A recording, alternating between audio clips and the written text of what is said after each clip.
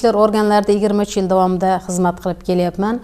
Aynan xotin-qizlar masalalari bo'yicha tizimda so'nggi 5 yil davomida xizmat faoliyatimni olib boryapman. Xizmat faoliyatimga bugungi kunda jamiyatimizda xotin-qizlarni faolligini oshirish, ularning ijtimoiy ahvolini yaxshilash borasida olib borilayotgan ishlar bilan xotin-qizlar o'rtasida sodir etilayotgan jinoyatlar, huquqbuzarliklarni barvaqt oldini olish, oila turmush doirasidagi jinoyatlarga barham berish, xotin-qizlarni tazyiq va zo'ravonlikdan himoya qilish, shu bilan birga joylardagi xotin-qiz inspektorlarni faoliyatini tashkillashtirish va ularga yo'riqnomalar berishdan iborat. Bugungi kunda biz joylardagi xotin-qiz inspektorlarimiz hamda oila va xotin-qizlar bo'limlari, mahallada xotin-qiz faollari, mahalla yetiligi bilan hamkorlikda ta'lim muassasalari, tibbiyot muassasalari bilan boshqa hamkor tashkilotlar bilan hamkorlikda bir qator profilaktik ishlarni amalga oshirib kelmoqdamiz. Olib borayotgan xizmatimiz albatta xotin-qizlar o'rtasidagi jinoyatchilikning barvaqt oldini olish, ularning huquqbuzarlik profilaktikasiga qarshi kurashish,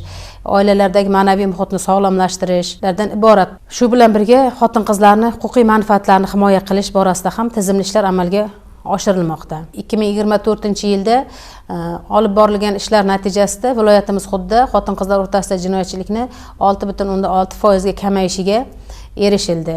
2024-yil davomida xotin-qizlar o'rtasida huquqbuzarlik va jinoyatchilikni oldini olish borasida Qashqadaryo tajribasini yaratib, respublika miqyosida xotin-qizlarni 4-respublika forumi Qashqadaryo viloyatida o'tkazildi.